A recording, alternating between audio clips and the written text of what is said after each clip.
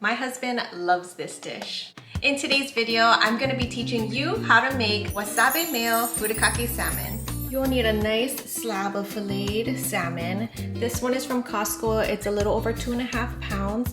I rinsed it, pat it dried, and put it on top of foil-lined pan. Other ingredients you will need is a sweet white onion, wasabi paste, garlic salt, black pepper, mayonnaise, and of course it can't be furikake salmon without some furikake.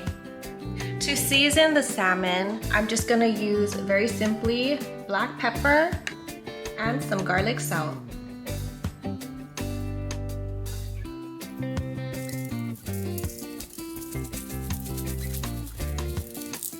For the mayonnaise mixture that we're gonna slather on top of our salmon fillet is very flexible with measurements. I don't ever do exact measurements. I kind of just take a look at the salmon and eyeball how much of each ingredient you'll need. With my size, I have a little over 2.5 pounds of salmon. I chopped up about a 1/3 cup of sweet white onions.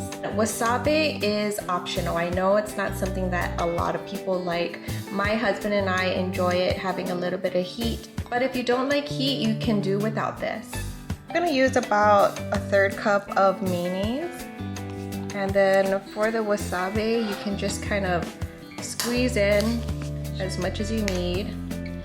Do taste tests along the way so that you can decide how hot you want it. Or of course, like I said, if you don't like wasabi, you can do without. So I'm gonna do a little test. Could use a little more wasabi.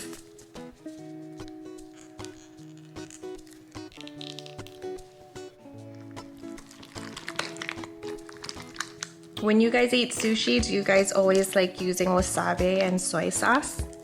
My husband and I like to always pair that up with our sushi, but I know there's people out there who don't like wasabi at all.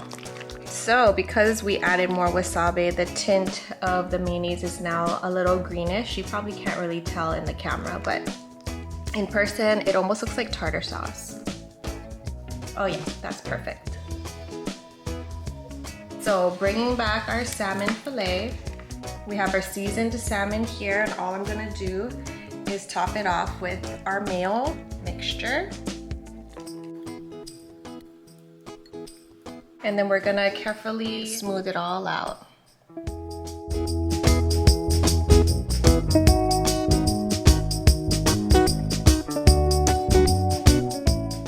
This is one of the recipes that you just can't mess up.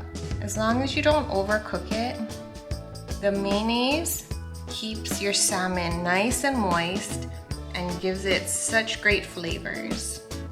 All right, now that I have the mayo on top of the salmon, I'm gonna top it off with our furikake. We like to put a pretty generous serving on here.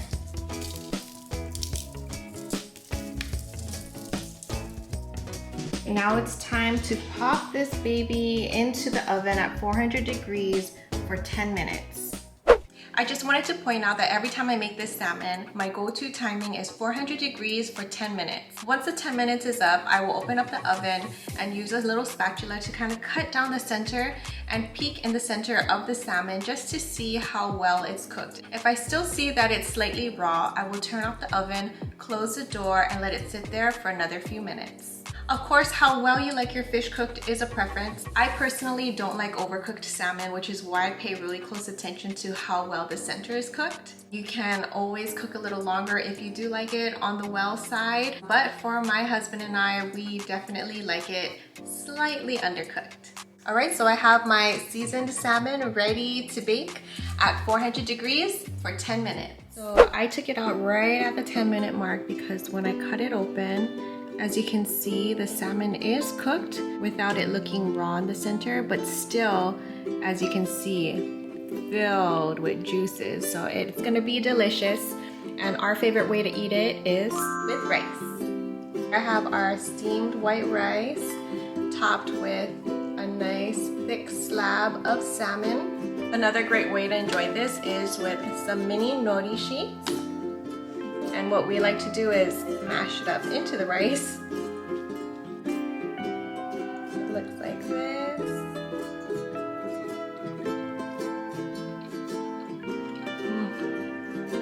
so good. So good. And the fish is far from being dry.